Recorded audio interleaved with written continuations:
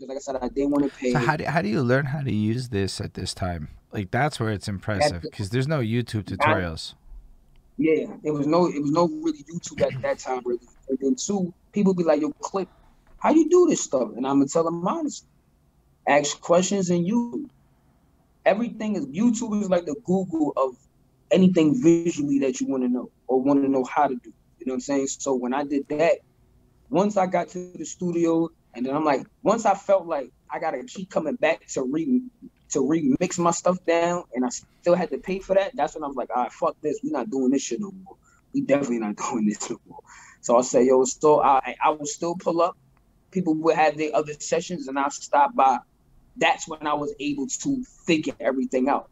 Because I wasn't just coming to my studio. If Ray Book had a session, coming. If Moolah had a session, I was almost at everybody's session at all the time. Like anytime Moolah had a session, I was there. Like, and when I'm there, I'm able to listen better. I'm able to see what the engineer's doing, what he's doing, why he's doing it, what does this do, and I'm figuring all this stuff out. And then from there, I never went to school for none of this stuff that I learned how to do. Whether it's engineering, I didn't learn graphics, I didn't learn videos, I didn't learn photography, I didn't learn none of this stuff. Like this all straight knowledge, asking and getting what I need to get, and watching YouTube and seeing what I do this and keep mimicking everything that they got to do. This is like honestly the template for how I believe you can do anything these days. So it's fucking amazing it because you're like honestly like pretty early on then in this like world of shifting into self-educating everything. Not to say that you couldn't do it before, but if you're at that point with like YouTube and whatever and the technology is more accessible, you're like one of the earliest eras of people to be able to really just jump into I'm gonna take control of the entire. It's basically creating vertical integration within your art. Yes, that's exactly what it is. That's exactly what it is, bro. Because I just felt like self-education is the best key. Because why? You can work your own pace. You can figure out what you need to figure out without stressing yourself. You know what I'm saying? And the beauty of it, you creating your own sound, you creating your own mix, you're creating your own vision. Again, even because I first started doing photography first and stuff like that, then I got into videos. But hold on, so when do you? So let's go back to the music. I want to get through all of this because you said even with the music, right? So you start studying, you learn how to be an engineer. I started with the music first, but you end up going on tour. Yeah, we went on tour a couple of times. Shout out to what was this thing we had? It was called Zenage. I think it was like a sponsor, but it was like an energy drink. And we were sponsored. Me and my man Moolah, we were sponsored by them. We were sponsored by Pepsi Cola. We had shout to my man Moolah. I remember he had a Sony deal on the table. We had a couple of distribution deals on the table. Numbers wasn't right though, but the offers was there. We went to Jersey. We went to. I would never forget my first experience out of town was rest in peace to my homeboy Mo Vex. Was with my man Mo Vex. I was in Baltimore. Like that was my first time really showcasing me as an artist. I remember I battle rap a guy right out the barber shop. We went shopping. He came out the store like, "Yo, you look like you rap." I'm like, "Yeah, we rap." And I was always that person in the team that's ready to battle anybody. Like before you even talk to my team, you gotta talk to me first. If you not getting past me, you damn sure not getting past my team, bro. And that was my first battle, like random in another state. It was right at the barber shop. He was right in front of the bar. I smoked this nigga. Smoked his whole fucking boots off his feet. So your first, and I will never forget that. So your first battle is some guy looked at you and is like, "You look like you rap. Let's get it." Yeah, it was my first battle. First out of state. Like out of 10. Out of 10, right. Yeah. We was out there. We was in the studio with my man Mo Vex. He took us shopping. I think he took us shopping to eat. And while we out and about, we look like, an artist or a team, whatever you want to call it. And the guy comes right out the barber shop. He looked at us. Like, I'm an artist, so I rap, man. I smoke. We just battled. And I remember smoking him. And I remember smoking him in front of my team. And they was just like hype. From that moment, that's when I got into battle rap. Yeah, that's wild still. So where did you tour though? What other places did you end up going? What's it like to tour back then? tour, and again, see back then, like touring, especially when you're an underground artist, it's a lot of borough tours, and I'm gonna say borough tours mean like it's places in Montreal, but it's in Montreal, but it's places that you gotta kind of go to kind of know the part of it. So let's say if you're in Brooklyn, some tours would be in Brooklyn, so you'll go from a place over here, Then next week we'll go to Jersey. Then out of Jersey we'll go to VA. The VA will go to Baltimore, or then Baltimore they'll go down south. So sometimes it's really in that, and people forget at this time it's not showcases. These is open mics. So these is really, you're just going down there like showcasing talent. You're not paid. This is not one of them joints where you got to pay $50 to perform. Like, nah, this is really you sign your name. You come out here.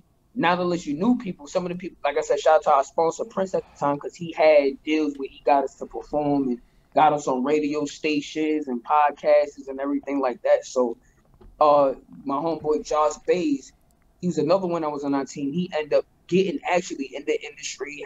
He was on Wendy Williams' show. He was on Jimmy Kimmel. He got a video shot by Hype Williams and stuff like that. And he was like, this is some people that we was in the studio with. We grew up with. That's actually Moolah's cousin. You know what I'm saying? So that's how that coincides. You know what I'm saying? But then, fame, people forget about themselves and stuff like that. And it was I always got to tell this funny story.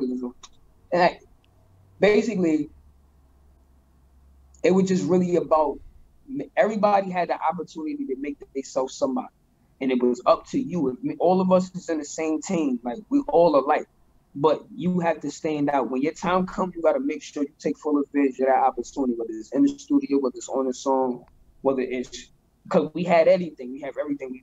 We was everything in one. We was our own entourage. We was our own crew. We was our own street team. Like, Ray Books was kind of our DJ. Then we had a producer named Jigsaw, TS Production. So we had a whole different, we were trying to create a team, you know what I'm saying, at that time. And again, but music just, it wasn't hitting for me like that. It wasn't giving me the feel. And again, I was only doing it because I was nice. I wasn't trying to do it to get a deal. I wasn't trying to get signed. If it came, blessings, but that never was my goal. I just wanted to show you I'm nice. Yo, this little light-skinned dude is nice. Like, he really nice. That's all it ever was. It was never more than that. Like, if somebody say, "Clip, they want to sign you right now," I'm like, I don't care.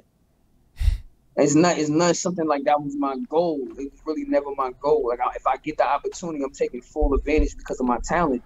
But I also know I always wanted to be around people where I could bring more to the table. And that's when I started to do the camera stuff, recorded other stuff and stuff like that.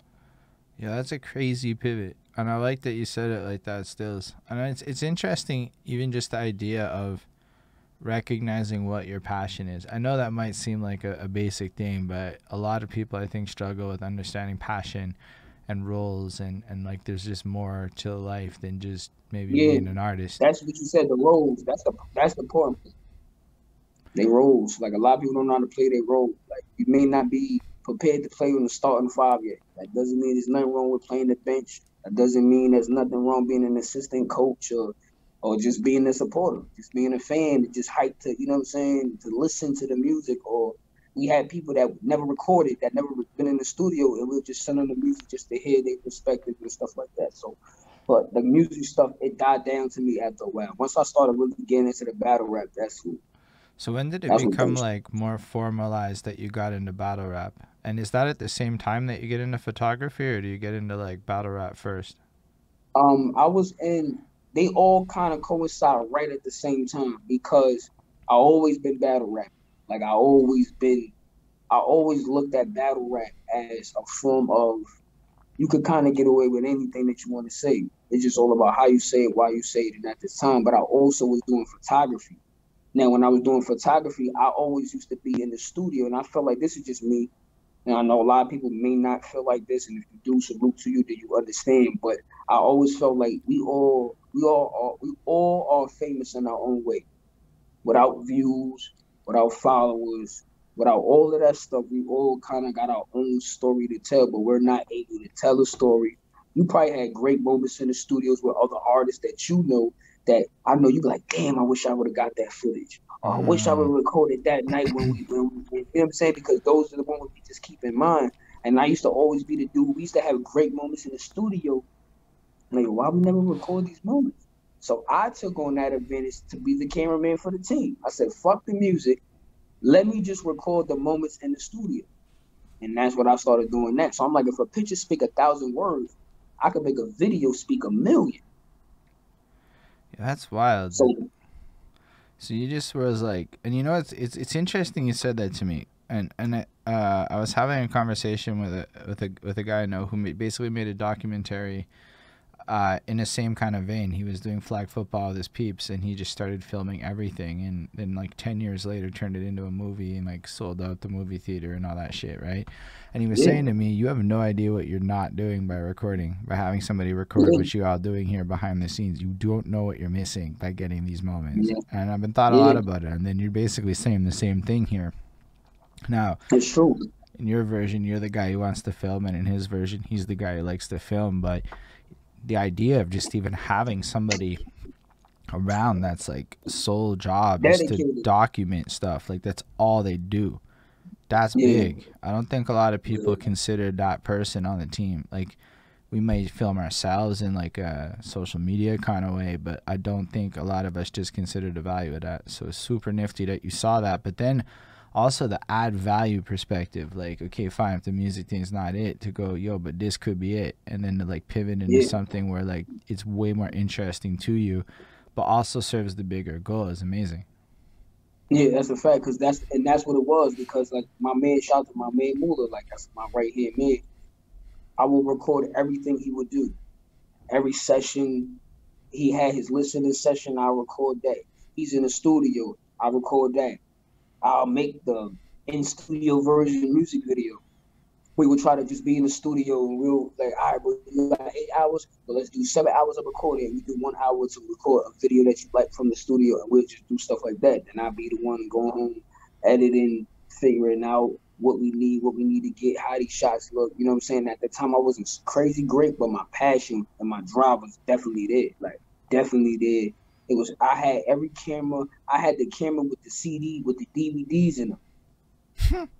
I didn't even know they had cameras with DVDs with them. Exactly. A lot of, only if you was a tourist back in the days in New York, that's what you had. You would put stuff on the DVD, and I had the tourist with the camera that flip out. I had almost every camera you could kind of think of, just to make stuff get better, make the quality look better, make everything look kind of detailed, because like you said, and it was the fact that I took on that role. I didn't ask for nobody to say, yo, do this or do that. I took on that because I felt it was necessary for us to capture these moments, which I still have on YouTube till this day. This is 8-10 years ago and stuff like that. So it still shows the grind from where I started at to where I'm at now. You know what I'm saying? But it was just the beauty of it was I felt like, especially my man Moolah, I was a fan. I was a fan of everybody on my team, but when my son Moolah was in the studio,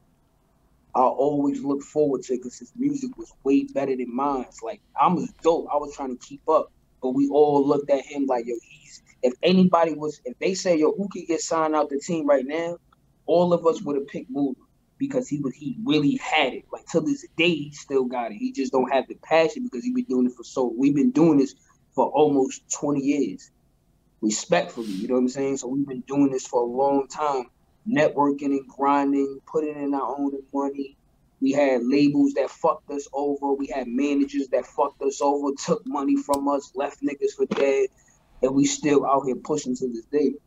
Yeah, that's what makes you kind of legendary in my eyes. In the same way, like, to me, the most impressive thing, I think, at least at this juncture of my life in my early 30s, is people who keep doing things, right? Like, because most people, like, probably aren't going to get that, like, super dream. But there's this, like, middle ground where you, like, sustainably do what you want to do for the rest of your life.